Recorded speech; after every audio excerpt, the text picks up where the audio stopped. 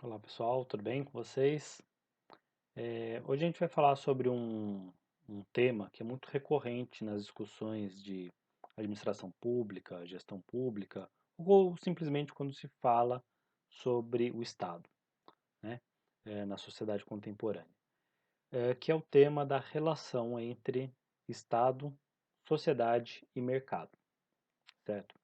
Bom, a abordagem mais comum, né, na administração pública sobre essa relação Estado, sociedade e mercado, ela sempre vai trazer uma alegoria, né, do pêndulo, né, como a, a- tentando entender, né, a regulação das relações sociais, né, em determinado momento essa regulação é feita pelo mercado, em outros momentos históricos ela é feita pelo Estado, né? Isso precisa ser pensado de uma forma mais cuidadosa do que simplesmente essa oposição entre Estado e mercado, como se fossem dois elementos distintos, né? Porque isso pode causar algumas confusões e algumas interpretações equivocadas sobre essa relação entre Estado, mercado e sociedade, tá certo? Bom, quando a gente diz que em determinados momentos históricos as relações sociais, né, elas são reguladas, elas são organizadas prioritariamente pelo mercado, né, a gente não está excluindo o fato do Estado estar presente também nessa regulação, certo? Da mesma forma, quando a gente fala que o Estado regula as relações sociais, a gente não está necessariamente excluindo o mercado dessa dinâmica, certo? Outra abordagem, né, que também precisa ser problematizada é entender, né, essa dinâmica entre mercado e Estado, pensando que quando a regulação das relações sociais é feita prioritariamente pelo mercado, né, a gente tem uma situação política considerada de direita, né, do capitalismo no seu estado mais puro, e quando a gente tem uma regulação das relações sociais feita prioritariamente pelo Estado, a gente teria uma situação política de esquerda, né, ou socialista. E aqui acho que é o principal problema desse tipo de abordagem. Por quê? Porque quando a gente fala de Estado presente, né, regulando as relações sociais, a gente não está falando necessariamente de socialismo ou de uma perspectiva marxista, né, socialista, de esquerda, dentro dessa relação, tá? E eu vou chamar a atenção para isso porque a gente pode observar na história do capitalismo, né, na história do capitalismo, momentos históricos, concretos, né, que a gente pode comprovar, né, em que o Estado está presente na regulação das relações sociais. Nem por isso eram momentos históricos, períodos que a gente pode chamar de socialistas, muito menos marxistas, tá certo? E um exemplo clássico disso são os estados de bem-estar social que se desenvolvem aí, sobretudo na Europa, no, depois da Segunda Guerra Mundial, tá certo? Ali existe um, sociedades capitalistas que mantêm as relações de produção capitalistas, mas com uma participação mais efetiva do Estado na regulação das relações sociais, tá certo? Então essa é a primeira ressalva que eu gostaria de fazer, justamente para tentar limpar um pouco o meio de campo aqui, para a gente entender essa dinâmica, né, entre, né, o Estado e o mercado, né, e as relações sociais sendo reguladas por esses dois agentes, vamos dizer assim, tá certo? Tradicionalmente, né, quando a gente olha para as experiências concretas, né, de estados modernos, constitucionais, né, a gente consegue identificar alguns modelos, né, algumas experiências concretas, né, históricas que a gente consegue enquadrar aqui dentro de algumas caixinhas, né, algumas características mais fundamentais, né? E eu estou chamando a atenção aqui para o seguinte, eu estou falando do Estado moderno constitucional. Por quê? Porque a gente tem a formação dos Estados modernos ainda no período que a gente chama de absolutismo, né? Então, o Estado moderno, pensado ali pelo Thomas Hobbes, pelo Nicolau Maquiavel, né, é um Estado que não é constitucional, ou seja, não tem um conjunto de regras, não tem uma constituição definindo ali os limites, né, as possibilidades, né, do Estado, de atuação do Estado e de atuação dos indivíduos. O Estado moderno ele se forma na Europa, sobretudo, né, com a decadência do feudalismo, em que havia uma descentralização administrativa, e o fortalecimento dessas monarquias absolutistas, tá certo? Bom, esse primeiro momento do Estado moderno é um momento não constitucional, são estados absolutistas, tá certo?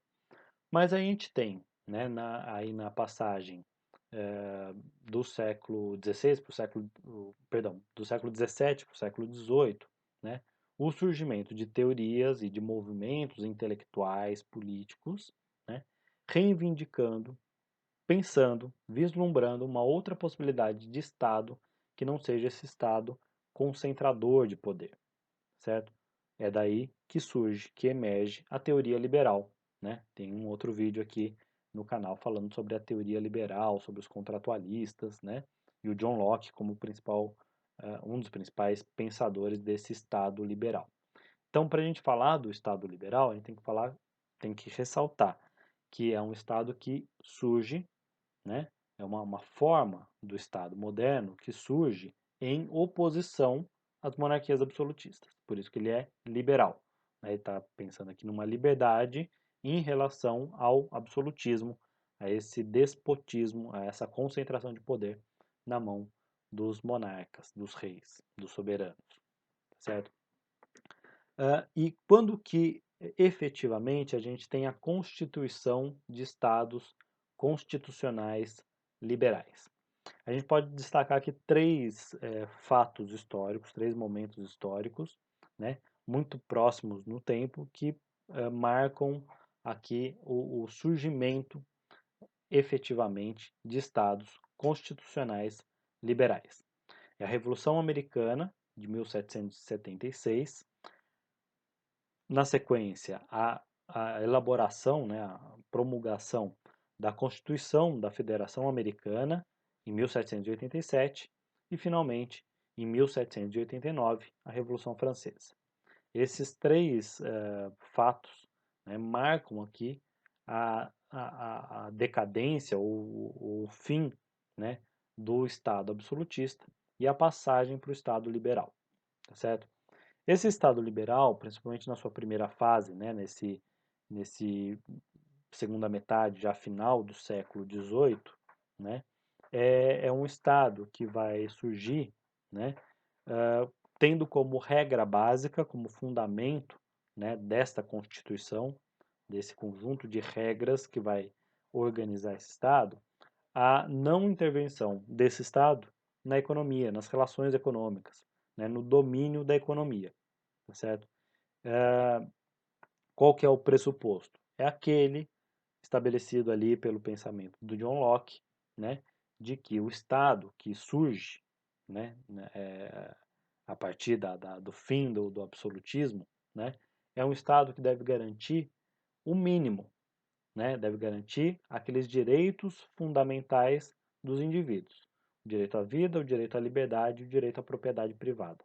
Aqui a propriedade privada ela tem um papel fundamental para a gente entender as experiências históricas dos estados liberais, certo? Qual que é o grande objetivo do Estado liberal? Garantir a propriedade privada, porque é ela que é o elemento central para o desenvolvimento econômico do período. E a gente está falando aqui da consolidação do capitalismo, certo? Não dá para pensar capitalismo sem pensar em propriedade privada. Qual que é a função do Estado, portanto, né, dentro dessa perspectiva liberal? garantir o funcionamento do capitalismo, garantir a propriedade privada, sobretudo a propriedade privada dos meios de produção. O que a gente observa nessa primeira fase, né, dos Estados liberais, logo após a Revolução Americana, a Constituição Americana e a Revolução Francesa, é um Estado que é omisso diante dos problemas sociais. O Estado não está ali pensando nos problemas da sociedade, nos problemas sociais, nos problemas de distribuição de renda, de riqueza.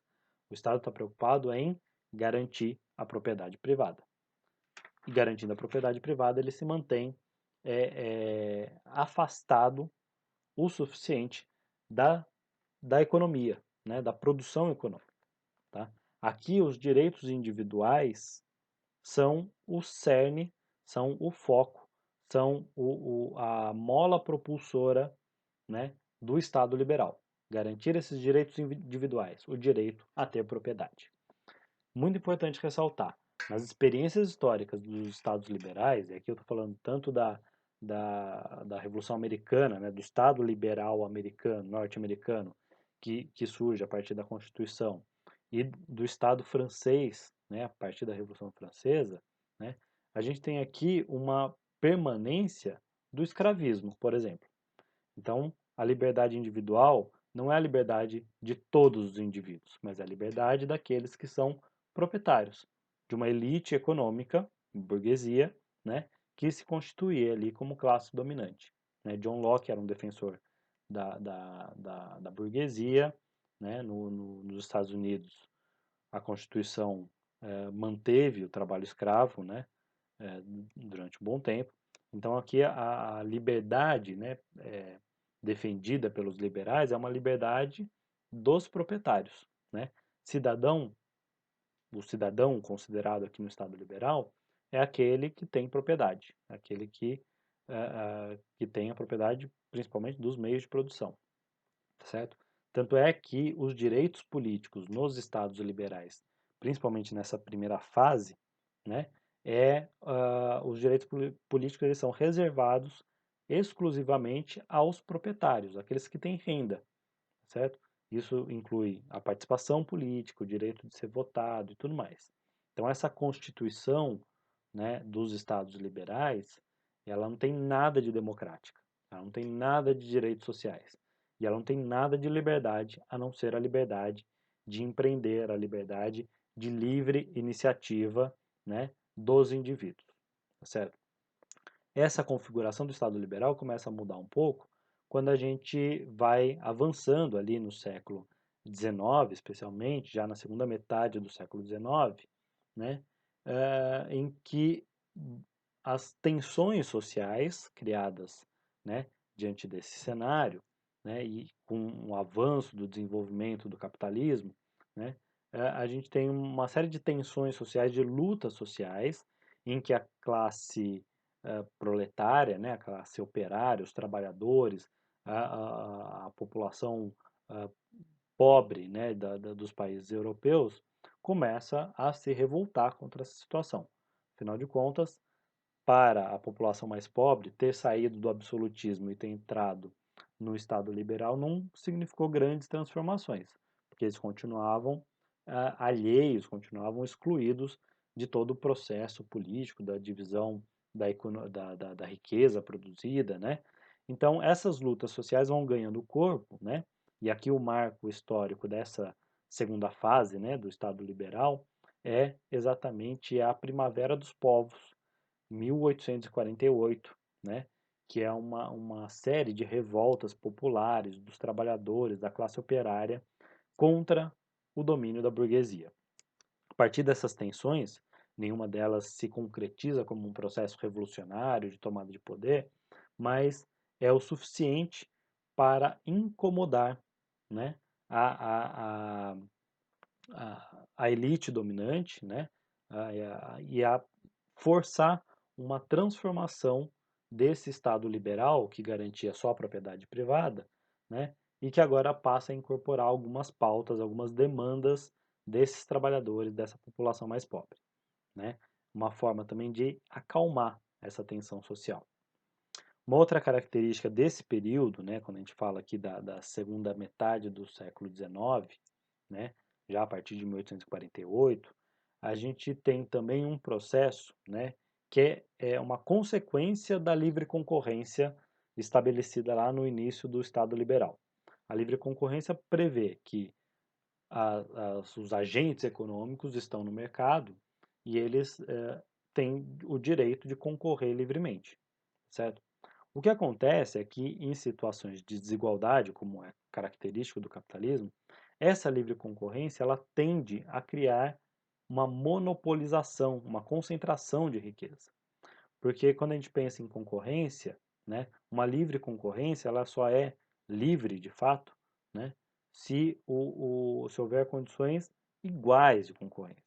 E não é o que a gente via. A gente sabe-se, né, que existiam alguns grupos econômicos que tinham muito mais poder, que já tinham um acúmulo de outros de riquezas, e isso os colocava em situação, né, melhor no mercado, de modo que essa concorrência, né, fazia com que esses grupos privilegiados continuassem concentrando riqueza e os grupos menos privilegiados, né, fossem quebrando, fossem falindo e sendo excluídos desse mercado, dessa concorrência livre. Isso leva a uma criação de monopólios e oligopólios. Então, essa livre concorrência, quando o Estado não intervém nas relações econômicas, a tendência é criar uma monopolização, né, do mercado. E aí isso entra em choque com a própria existência do capitalismo. Então percebam só, o Estado liberal, que surge como o Estado necessário para o desenvolvimento do capitalismo, é um Estado que não intervém na economia. No entanto, ao não intervir na economia, ao se ausentar da regulação das relações sociais e das relações econômicas, o Estado acaba permitindo que essa livre concorrência leve a um processo de monopolização e oligopolização do próprio mercado. E aí qual que é a solução para sair dessa situação de monopólio? É o Estado voltar a intervir, certo? Então a gente tem, historicamente, diversos momentos em que, diante de uma crise econômica, né, porque essa concentração de riqueza, essa concentração do mercado, né, em monopólios e oligopólios, ela leva a uma situação de crise, porque você vai ter uma saturação do mercado que se torna inviável a sua reprodução. Por isso que o Estado intervém para voltar a regular essas, essas relações e criar condições, novas condições, para que haja novamente livre concorrência. Então, aqui, para a gente finalizar aqui o Estado liberal, né, é importante a gente perceber que ele surge, né, como um Estado que não intervém nas relações sociais, na regulação das relações sociais, né, sobretudo nas relações econômicas, né, mas que as tensões e as contradições geradas por essa livre concorrência, sejam as tensões e as contradições econômicas, né, desse processo de monopolização, sejam as tensões sociais, como a pauperização da população, né, a superexploração dos trabalhadores, isso leva a conflitos, a contradições. E para solucionar esses conflitos, mantendo o sistema capitalista funcionando, é necessária uma nova intervenção do Estado.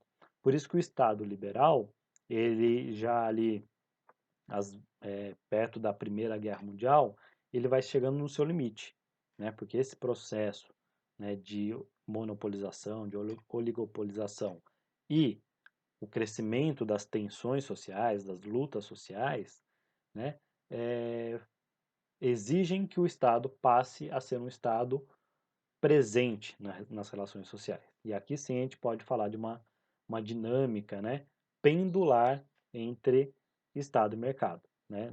Num ponto máximo em que o mercado atua livremente, você tem o gatilho, né, para uma crise, né? E essa crise só é solucionada quando o Estado passa a intervir. certo? Essas, vamos dizer assim, essas são as características eh, primordiais, fundamentais do Estado liberal. No próximo vídeo eu vou falar um pouco sobre o Estado socialista, tá? E depois outros dois vídeos falando sobre Estado de bem-estar social ou Estado social e Estado neoliberal, para a gente avançar um pouquinho na história da humanidade e chegar mais próximo aqui do nosso tempo histórico, certo? Espero que tenham gostado. Qualquer coisa me procurem e um grande abraço.